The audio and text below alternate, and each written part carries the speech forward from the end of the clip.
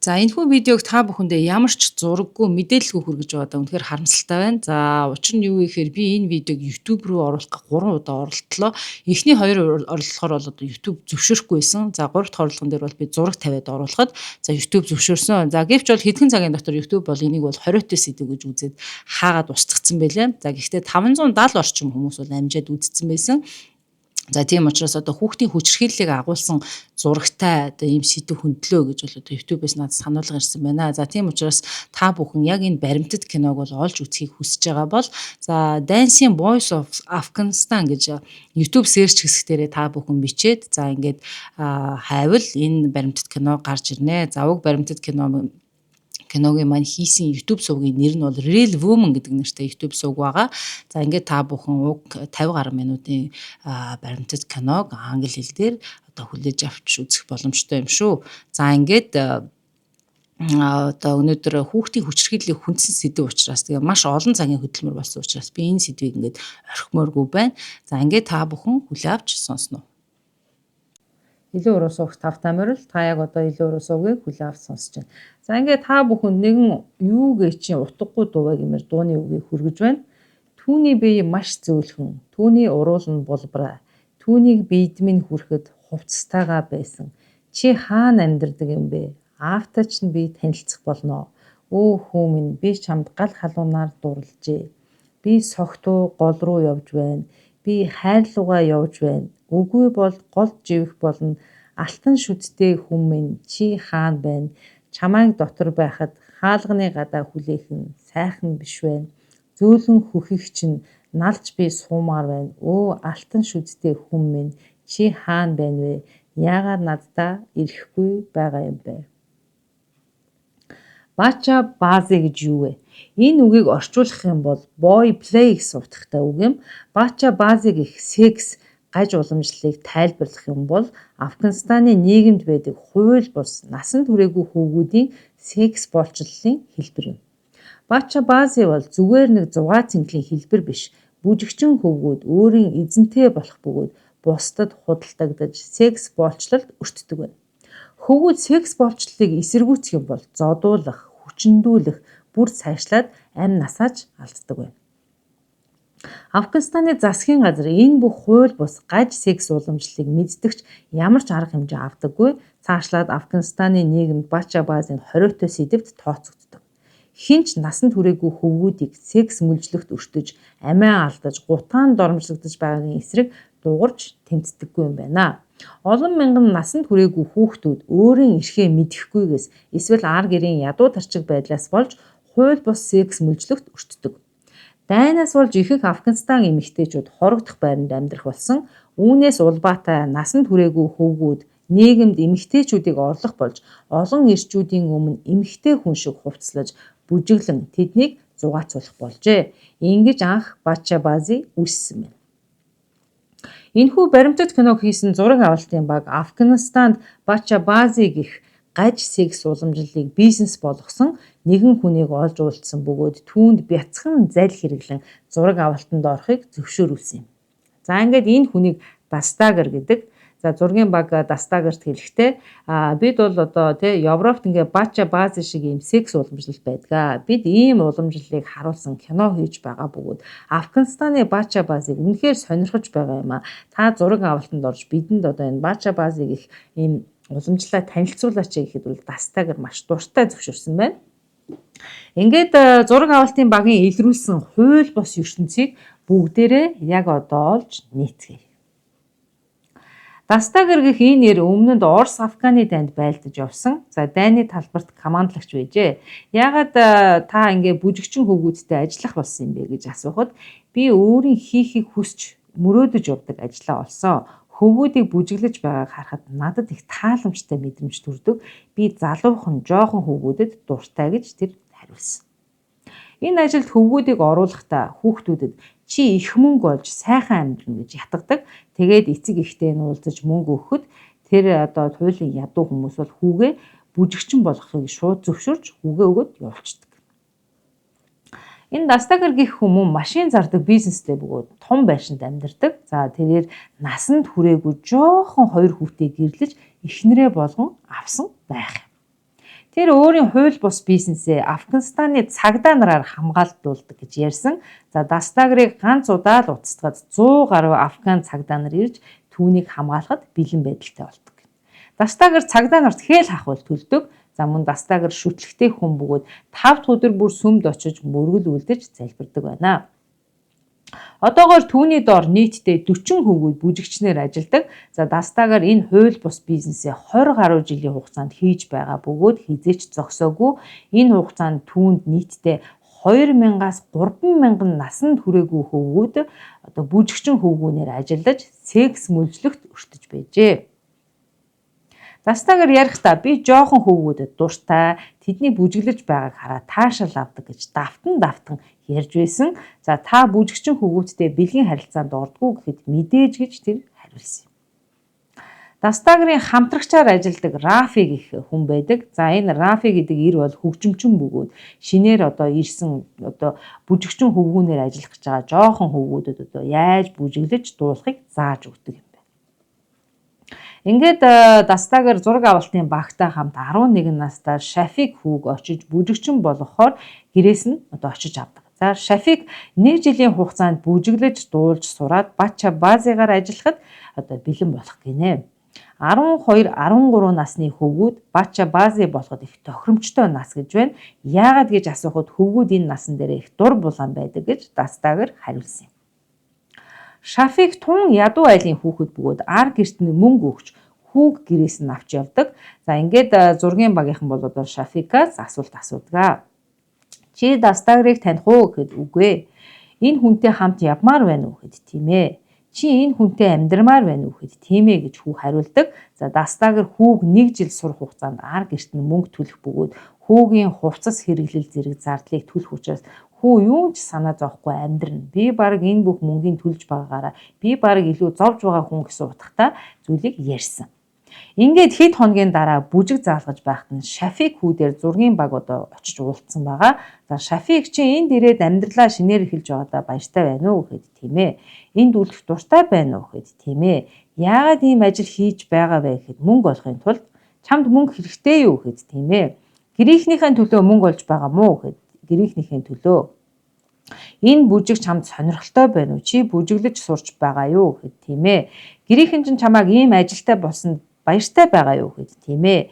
Чи яг ямар ажил хийж байгаагаа ер нь мэдсэн үү? Чи эмэгтэй хүний хувц өмсөөд бүжиглэх нь байна шүү дээ гэж асуухад хүү тийм ээ мэдэж байгаа гэж хариулсан. Чи энэ бүхнийг хийж чадна гэж бодож байна уу гэхэд тийм ээ би чаднаа гэж Шафик хүү хариулдаг. За ингээд зураг авалтын багийнхан яг Шафик хүүгийн ар гэртээ нь очиж ааваас нь ярьслага авсан байгаа. За яагаад ч юм энэ зураг авалтын үед бол эмэгтэй хүмүүс барагтаа харагдаагүй бөгөөд эсвэл энэ лалын шашинтай орнууд эмэгтэй хүмүүс зураг авалтанд ордгүй юм уу? Эсвэл ярьслага өгөх ирэхгүй байдаг юм уу? Би сайн ойлгоогүй. Бараг эмэгтэй хүмүүс огт харагдахгүйсэн. За ингээд Шафикийн гэрт нь очиход бол ээж нь огт харагдаагүй. За ингээд аав нь ярьслага өгсөн байгаа. За ингээд ааваас нь бол хэд хэдэн асуултыг асуусан. Энэ асуулт руу хэдүүлээ орцгоё. Шафик таны хүү мөн үү гэхэд бол тэр хүн тийм гэж хариулсан. За тэд хүүд чинь мөнгө төлсөн үү гэхэд тийм ээ тэр бидэнд мөнгө төлсөн. Та хүүгээ гэрээсээ хол байхад санаж байна уу гэхэд мэдээ саналгүй яах вэ гэвч амьдрал хүнд байгаа учраас бидэнд сонголт байхгүй. Бид хүүтэйгээ сардаа нэг уулзаад бараг болоо л байна те гэж ярьж байгаа юм хүн. За тэгээ та хүүгээ ер нь яг ямар төрлийн ажил хийж байгааг мэдсэн үү гэхэд мэднэ. Тэр бол эрэгтэй хүүхэд шүү дээ. Юу ч хийсэн гэсэн эрэгтэй хүүхэд юм чинь даваад л гарах ёстой гэж хэлж байгаа. За Шафикийн ээж хүүгийн ийм ажил хийх талаар ямар бодолтой байна вэ гэж асуухад ээжт нь ямар сонголт байхгүй. Тэр миний үгийг л ер нь даах ёстой гэж хэлж байгаа. За тэгвэл Дастагер гэдэг энэ таны хүүгөө бүжигчин болохоор авч явж байгаа энэ хүн таны хүүтэй бэлгийн харилцаанд орно гэхээс та эмзэглэхгүй байна уу гэхэд үгүй би Дастагерт итгэж байна гэж хэлдэг.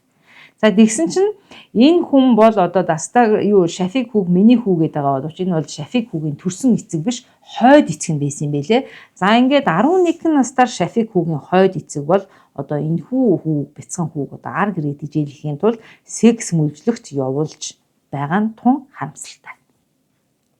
Зураг авалтын баг Шафик хүүгийн өмнөөс Дастагерт мөнгө төлж түүнийг энэ тамаас мулталж авсан. Тэгээд Шафик хүүг төрсөн эцэгтэй уулзуул гэрт нь аваачиж хүүгээс ярьслага авсан байна. За Шафик бол ярихдаа би гэртээ байх их сайхан байна. Би сургуульд явж англи хэл сурахыг маш их хүсэж байна. Би том болоод эмч болохыг мөрөөддөг. Би бусад хөвгүүдэд туслахыг хүсэж байна. Тэдэнд сайхан ирээдүйг бэлгэлмээр байна гэж жинхэнэ өөрийн хүсэл мөрөөдлөө хэний ч зааж өгсөн үг, хэний ч дарамт шахалт айдсын дор орлоггүйгээр яг өөрийнх нь зүрх сэтгэлийн мөрөөдлөө хүү ярьдаг. За Афганистанд мянган хөвгүүд сургуульд сурч чаддаггүй бөгөөд тэд секс мүлжлэгт өртгөд бэлэн нөхцөлд амьдардаг. Шафик өмнө нь хизээж сургууль сурч байгаагүй бөгөөд түүнд тохирсон боловсролыг олгохоор түүнийг сургуульд оруулсан юм а. Бүжигчин хөвгүүд Афганистанд хууль бос тооцогддог. За Афганистаны хуулиар 18 нас хүрсэн эрэгтэй, 16 нас хүрсэн эмэгтэй хүнийг насанд хүрсэн гэж тус тооцдог байна. Афганистаны эрх баригчид Бача Бази уламжлал бол хуулиа тулгадаггүй. Энэхүү хууль бос үйл ажиллагааг явуулж буй хүмүүс эрх баригчид болон цагдаа нартай хүчтэй холбоо сүлбээтэй хамтарч ажилладаг байх. Бохир цагдаа нар болон хахуул авдаг эрх баригчдын нэрийг хүмүүс мэддэгч хамаагүй олон нийтийн хэрэгслэр бол ярьж болдоггүй. Би үнэхээр тэдний нэрийг энэ баримтат кинон дээр хэлэхээс айж байна. Учир нь тэд надад ямар ч муу зүйлийг хийж чадах хүмүүс гэж Афганистаны иргэн буюу Нэгдсэн үндэсний байгууллагын хүүхдийн сангийн ажилтан Назир Алеми ярьсан. За харин Афганистаны цагдаа бол зураг авалтын багийнханд товчхон яриа өгтөө Бача Бази үйл ажиллагаанд оролцсон хэнийг ч бид барьж хатуур шийтгдэг. Тэд хуульч, генерал, эрх баригчид байсан ч хамаагүй. За бид тэдэнд хуулийн хатуур шийтгэлийг оноодгоо гэж тэр цагдаа ярьсан. Гэвч Афганистаны нийгмийн амьдрал дээр хууль бус үйлдэл хийснийхээ төлөө шийтгэлээ хүртсэн, ял авсан ямар ч эрх баригчид харагдаагүй байгаагүй. Афганистаны худалдааны гудамжинд бүжигчин хөвгүүд буюу Бача Бази DVD-г чөлөөтэй худалдан борлуулдаг. За нэг Бача Бази DVD 30-аас 60 афганы үнэтэй байдаг байна. Эдгээр DVD-г зарж худалдаалах нь хууль бусч гэлээ гэсэн цагдаа нар ямар ч хяналт шаардлага тавьдаггүй байна. За энэ хүүг Иман гэдэг тэрээр 15 настай бүжигчин хөвгүүнээр ажиллаад 4 жил болжээ. Бүжигчин хөвгүүд байхад хэцүү зүйл юу байна вэ гэж түүнээс асуухад бид эрх дураараа байж болохгүй. Бидэнд энэ ажлыг хийхээс өөр сонголт байхгүй. Гэрийнхэн маань мөнгө санхүүгийн асуудалтай. Би тэдэнд тусалж чадахгүй байсан учраас энэ ажлыг хийх болсон юм а гэж Иман ярьсан байна. За ингээд Иманыг бол бүжиглэж дуусгаад тэнд байсан хит хитэн ирчүүд Иманыг булаацалдаж гэрлүүгээ авч явхаар түүнтэй бэлгийн харилцаанд орохоор хоорондоо маргалдаж түүнийг булаацалдсан юм. За энэ бүхний эцэст Иман бол Дастагертай хамт явсан. Дастагер бүжигчин хөвгүүдээс хамгийн сайн бүжгэлдэг, олон ирчүүдийн анхаарлыг татдаг хүүгийн нэрээр үдшилгүүдэд нэрлж үдшилэг зохион байгуулдаг байна. За хамгийн сайн бүжгэлдэг хүүгээс бол нэг богинохон ярилцлага бол авсан. За энэ хүү бол ярихдаа би өөрөө бүжгэлж сурсан. Тэгээд энд байгаа хүүгүүдээс бол би хамгийн сайн бүжгэлдэг гэж байна. За тэрээр бол баян том эзэнтэйг нь түүний гэрийнхэн бол ийм ажил хийдгийг эцэг эгч нь мэддгүү гэхэд үгүй тэд мэддэггүй гэж байна. За найзууд чинь чиний үеийнхэн энэ талаар мэддгүү гэхэд би тэдэнд хэлдэггүй гэж хүү хариулсан. Бүжигчин хөвгүүд тус бүр өөрсдийн эзэнтэй байх бөгөөд эзэн нь хөвгүүдийн хувь заяаг шийддэг гин. За эзэд нь хөвгүүдийг эхнэрээ болгож авах, эсвэл мөнгө өгөх, эсвэл байшин худалдаж авч өгдөг гинэ. Хөвгүүд энэ Бача Бази ажлыг 2-оос 10 жилийн хугацаанд хийх бөгөөд 18 нас хүрвэл хөгшин тооцогдож цаашид бүжигчин хөвгүүнээр ажиллах боломжгүй болдог байна. Бача Базид хөвгүүдийн хамгийн тохиромжтой нас бол 12-13 нас. За энэ насн дээрээ хөвгүүд эвдрээгүй, ээлдэг, дуулууртай байдаг гинэ. Бүжигчин хөвгүүд байх амьдрал бол тийм муу амьдрал бишээ. Энэ бол сайхан амьдралаа гэж ярьж байсан. Үнэхээр хачирхалтай санагдаж байлаа. За олон бүжигчин хөвгүүд их мөнгө олно гэсэн саналд хууртагдаж ийм ажил хийхийг зөвшөөрдөг байна. Ингээд Дастагер шинэ бүжигчин хөвгүүдийг олохоор хамгийн царайлаг хөвгүүдтэй аймаг руу явсан. За тэндээ очиод гадаа тоглож байсан, усанд сэлж байгаа хөвгүүдийг харж тэднэртэй хамт голд орж усанд сэлээд өөрт нь таалагдсан хүүд эсвэл Бача Бази болоход тохиромжтой хүүд саналаа тавьж ятгадаг байна. Хүү зөвшөөрвөл түүнийг шууд аваад явдаг байх юм. За хэрвээ шаардлагатай бол ямар ч хамаагүй аймагуд руу явж бүжигчин болох насанд хүрээгүй хөвгүүдийг тэд ирж хайж олдог. Афганистаны зарим ирчүүд эмэгтэйчүүдийг огт сонирхохоо болсон байдаг бөгөөд насанд хүрээгүй бага насны хөвгүүдтэй бэлгийн харилцаанд орж тэдний бүжиглэж буйг харж таашаал авч зугаацдаг байх юм. Дастагер ярихдаа зарим хөвгүүд бүжиглэхдээ муу байдаг учраас тэдний үдшилэг дээр ажиллаж биеийг нь үнэлүүлдэг. Хөвгүүдийг сонгохдоо чанга биетэй туранхай хөвгүүдийг сонгох хэрэгтэй байдаг. За дастагер хөвгүүдийг зангандаа оруулахын тулд ятгадаг түлхүүр үхтэй юм байна. За энэ үг бол ерөнхийдөө мөнгө ярих. За тэрээр хөвгүүдэд хэлэхдээ чи маш баян болж маш их мөнгө олох болно гэж хэлдэг. За хөвгүүд юмны цаад нарийн учрыг олохгүй хүүхдүүд учраас насанд хүрээгүй учраас юу ч бодолгүйгээр за саналыг нь маш амархан зөвшөөрдөг. Бача баазыг үзэхээр ирдэг ирчүүд насанд хүрээгүй хөвгүүдэд тун дуртай байдаг. Энэ бүх ирчүүд насанд хүрээгүй хөвгүүдийг гутаан доромжилж секс мүлжлөхт ашиглаж байгаадаа огт ичихгүй байх бөгөөд Бача баази бол тэдэнд хэвийн үзэгдэл ажээ. Бүжигчин хөвгүүд энэ ажлыг хийх үедээ айдастай байдаг. Учир нь хүмүүс тэднийг зодох эсвэл алах магадлал тун өндөр. Зарим хүн өөрт нь таалагдсан хүүг хулгайлж хүчинцнийхээ дараа амийг нь хүртэл хүнээж байсан явдал гарсан байна. За хөвгүүдийг бүжигчин хөвгүүдийг гадуур явж байхдаа зарим эрэгтэй хүн дуудаж өөртөө бэлгийн харилцаанд орохыг хүсдэг. За хөвгүүд тэр хүнтэй хамт явахаас татгалзах юм бол за түүнд муу зүйл тохиолдно гэсэн үг юм байна. Хамт явахыг санал тавьсан хүн бүртээ бүжигчин хөвгүүд бол зөвшөөрч хамт явах ёстой байдаг. За зарим бүжигчин хөвгүүд энэ ажлыг хийхгүйгээд зүгтах үед тэднийг хаа байгаа газраас нь олж аваад хүчндээд амь насыг нь хөнөөдөг юм байна. Хөвгүүд эздүүдийнхээ үгэнд хэрвээ орохгүй байх юм бол тэдний хүсснийг хийхгүй байх юм бол хөвгүүдийг тэд зоддог гэж байна. За ингээд амиа алдсан бүжигчин хүү буюу Жабадын тухай ярих гэж байна. За олон бүжигчин хөвгүүд байдаг ч Жабад бол үнэхээр сэтгэл татан бүжгэлдэг. За Жабадад бол маш олон хүн дуртай байсан. Тэр их нөлөө бүхий эзэнтэй байсан байна. За энэ хүү жил орчим Бача баазид бүжигчин хөвгүүн хийснийхэн дараагаар амиа алдсан юм байна. Зургийн баг Жабадыг ар гэрийн ирж гэрт нь очоод гэрийг хайж олоод түүний ар гэрийнхэнтэй уулзсан байна. За Жабадын ах ярихдаа Жабад ажиллаж байсан гадраасаа зүгтаад гэртээ ирсэн. Тэгэхэд эздүүд нь дүүг маань айлган сүрдүүлж өвгөнд нь орохгүй бол эвгүй зүйл болно шүү гэж анхааруулж байсан. Хэрвээ ажилдаа буцаж очихгүй бол Жабадыг ална гэж байсан. Жабад дээр нэг хоёр хүн ирсэн бөгөөд тэр хоёр хүн ярихдаа дүүг чинь хүчндээ дараа нь алах болно гэж ярьж байсан. Тэр хоёр хүний нэг нь цагдаа байсан бөгөөд дүүд минь буу тулгаж гэрээс маань авч гараад дүүг минь хүчндэж амийг нь хөнөөсөн юм. Жабадын амийг хөнөөсөн тэр цагта шоронд орсон гэвч хэдхэн сар суугаад түүнийг шоронгоос сулсан байна.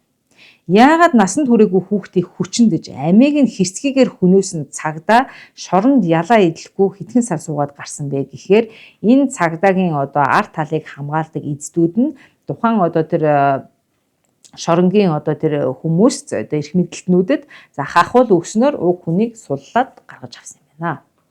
Жабадын ээж ярихдаа тэд хүүгийн минь амийг хөнөөгөө ямар ч шийтгэл хүртээгүй хахуул өгч суллагдсан. Нөлөөтэй хүмүүс бол нөлөөтэй л хүмүүс байдаг юм байна гэж ярьсан. Бача баази бол насанд хүрээгүй хүүхдүүдийн секс боолчлол бөгөөд энэ бол гэмт хэрэг.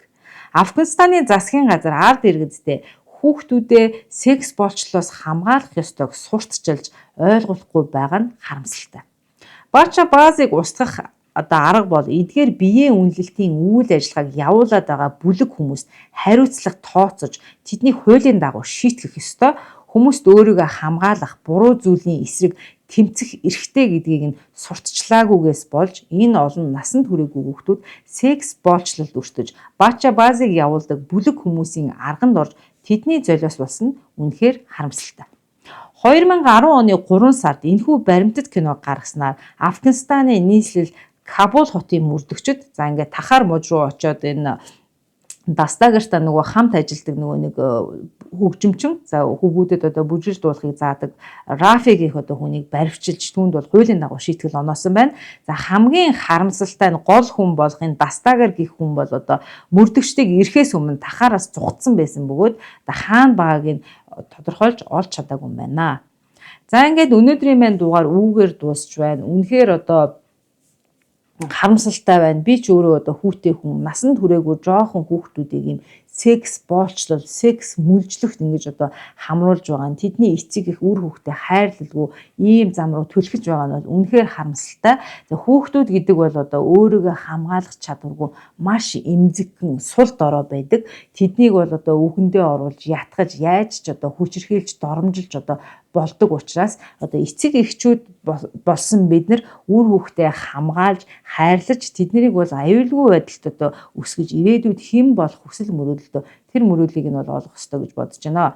За дээрээс нь нэг зүйлийг нэмж хэлэхэд бол энэ хүүхдүүдийн насанд хүрээгүй хүүхдүүдийн секс мүлжлэгт одоо боолчлдог энэ дастагаар гэдэг хүн бол хөвгүүд бол баг секс их айгүй дуртай байдаг. Тэднийг баг дуртай болохоор би секс хийдэг гэж ярьж исэн. Энэ бол шал худал. Насанд хүрээгүй хүүхдүүд хизээж секс хийхийг одоо хүсэхгүй. Тэр тусмаа өөрийнхөө эцэгшгээ тийм хөвшин хүнтэй, дээрээс нь одоо ижил хүйсний хүнтэй сексийн харилцаанд орно гэдэг бол шал худал. Тэд бол маш олон зүйлийг бол энэ баримтат киноны дур шал худлаа ярьж байсан. За энэ бол одоо үнэхээр харамсалтай байна. За ингээд өнөөдрийн маань дугаар үүгээр дуусч байна. Дараагийн дугаараар дахин уулзлаа. Баярлалаа.